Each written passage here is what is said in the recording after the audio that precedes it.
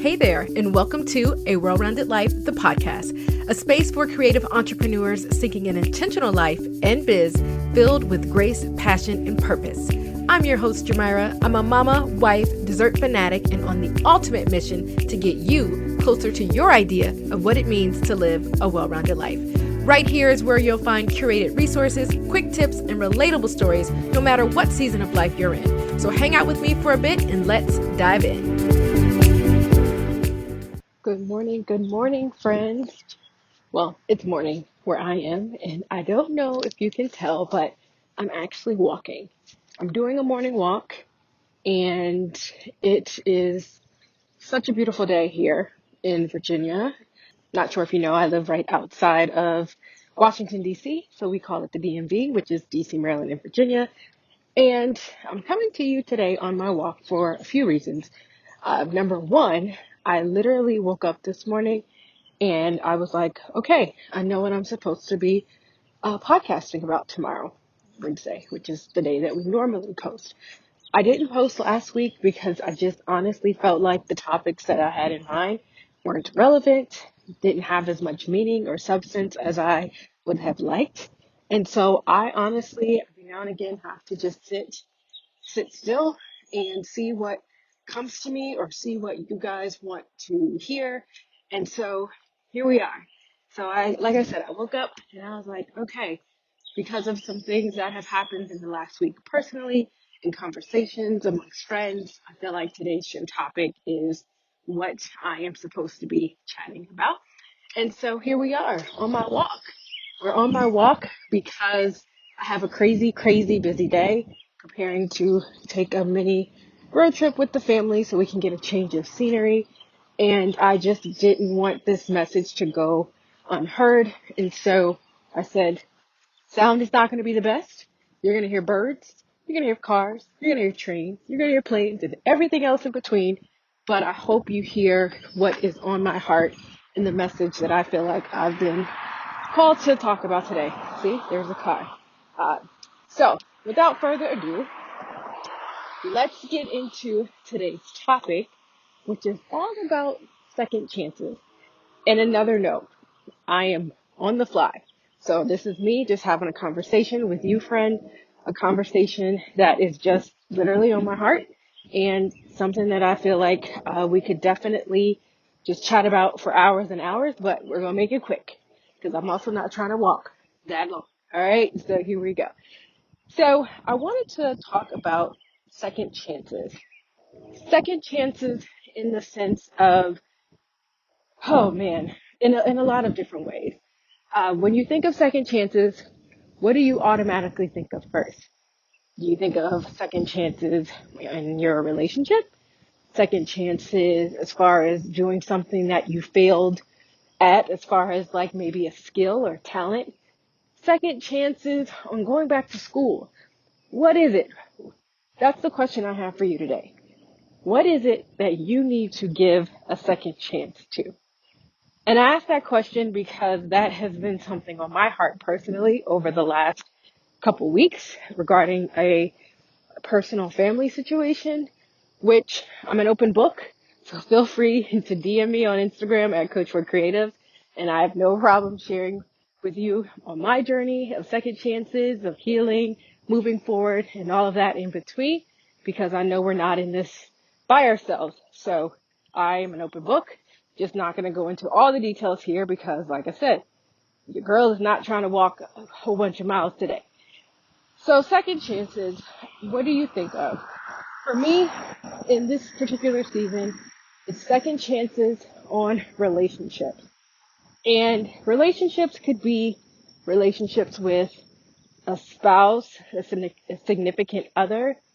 It could also be a relationship with a family member or someone that you lost touch with or someone that you feel did you wrong. I was watching Insecure with my husband a few weeks back, and that came up in the conversation on the show because one of the characters on the show, and spoiler alert, she has this tendency that when people don't do her right according to how she feels people should treat her, she tosses them to the side. So, is that you? Do you just toss things to the side if they don't work out the first time? Do you table an idea if it just doesn't jump off the way that you would want it to jump off initially? That's a question that I have for you. But here's something that I realized this morning when I got up. I realized that sometimes we aren't ready for the blessing. We are not ready for the action. We are not ready for what it is that we want in our lives at a particular time. However, no one says that if it doesn't work out the first time, you can't try again. No one says that you get one chance before you have to just give it all up. It may take 3 chances, 4 chances, hell, 5 chances before it's done right. Now, this episode isn't telling you that somebody's just been doing you dirty to go back and keep giving them chances. Hell no, that's not what this is. But it is an episode encouraging you that if there's something that you are fearful about, something that you know in your gut, in the pit of your stomach, is supposed to be yours, that's when you show up and you give a second chance. And I know I'm talking to somebody that has a dream or has something that they know that they've been called to do, but they're afraid to fail. You're afraid that it's not going to work out yet again. You're afraid that maybe you don't have what it takes. But the reality of it is, if it's meant to be and it's what you're supposed to be doing, it's going to work out. Maybe not when you want it to, but it will. Something else to consider.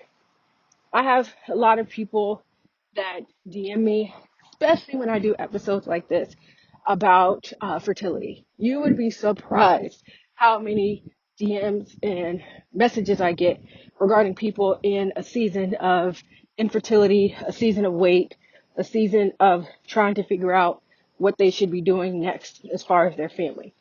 And I honestly feel so humbled and blessed that people actually trust me with that information. I don't take it for granted. My friends call me the Vault because I keep it to myself. I am that person that people go to and they just spill their secrets and they stay with me. And I bring this up because there are a lot of you listening that feel terrified, straight up terrified to even consider a second chance, second opportunity, another way to get this thing that you want done, accomplished. I think that if you know that this is something that you really want, if you know that growing your family is important to you in the life that you want, the well-rounded life that you want, then figure out a different way. Do things differently. Take a chance. And even if doing something differently means being in prayer, being in meditation, joining a support group, joining a Facebook group, having conversations with like-minded people who have been in your situation. Maybe what you're missing is the support. Maybe you're missing a resource that you have not been exposed to. That's where you decide if you're going to do things a different way so you can show up and give it a second chance, or if you're going to sit there and sulk and ask why me, why me, why me. If it's supposed to be yours, it will happen. So let's shift gears a bit. Let's talk about jobs, because I know some people who have applied for jobs and they haven't gotten the job that they applied for. However, there are no rules on applying again. There are no rules on maybe looking in a different company with a similar position.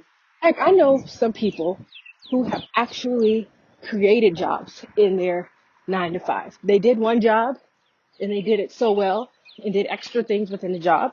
Then they went to their boss and they said, look, I've been doing X, Y, and Z and even more. And I feel like my role has evolved. And so I want you to take a chance on me and allow me to do something else. They may tell you no the first time. As you continue to prove yourself, they may say yes the next time. Be persistent. If you know you've earned something, you know you've deserved it, go after it. Tell them, I deserve this. I earned it. And you never know what they will say the second even third time around. Okay? Let's talk business. Hey, creative entrepreneur friends. Let me just tell you, this journey of entrepreneurship is, it's crazy. It really is. And there is so much rejection that happens within the creative industry. You send out proposals, you have meetings with people, and guess what? Some people tell you straight up, no thanks, you're not what I'm looking for, you're not my style, blah, blah, blah, blah, blah. However, does that mean you shut the doors to your business? Does that mean that you still don't go out and get the sales? No, not at all. Not at all. You don't get that option when you got to feed your family. You don't get that option when you have a dream or a calling. You have to show up. So maybe you need to do things a little differently. Maybe you need to do things differently by figuring out if there's some things in your business that need to be adjusted that attract the type of clients that you want. Maybe you need to figure out if there's something with your system or your business backend or whatever else that needs to be tweaked. You don't have to give up just because the first couple of people are saying no. Absolutely not. Instead, I want you to show up, keep at it, keep fine tuning your craft, and I'm heavy on making sure your business backend is solid. I work with so many talented creatives, and the reality of it is what's in between them and the six-figure salary and all that stuff is the fact that there are a few little things that they need to change and tweak and update. And so I want to encourage you to just take a look at your business. Survey people who have said no. Ask them why they said no. It could be something minor that you can fix, or honestly, they just may not be your client. But I do want you to try to figure out what it is. If there's a vendor partner that you want to work with, a venue, a hotel, whatever, and they told you no the first time, try again. Show them that you evolved. Show them that you have what it takes to make them look good. What value can you bring to their business, to their company? Show them. We may not be ready when we first open the doors to our business and then go to this big name hotel and say, hey, I'm a planner or photographer, hire me. Let's be real. You may not be ready. You may not know the rules, restrictions, or things that are required. You may not have the experience. But what I want you to do is realize that no the first time doesn't mean no forever. Second chances come when you actually show up, do the work, ask for what you want, ask for what you deserve. Second chances don't come to the lazy. Second chances don't come to the people that are unbelieving. Second chances don't come to people that are not deserving. Your second chance will come. But my question for you is, are you ready to receive it? Are you ready to receive what you've been praying on? Are you ready to receive what you feel like ultimately is yours? Have you made space for the thing that you want, the thing you've been praying on? Is your heart ready to receive it? Are you healed? A friend and I had a conversation recently, and we were talking about second chances, giving people second chances, forgiveness, relationships, and all of the things. And the friend asked me, are you bitter?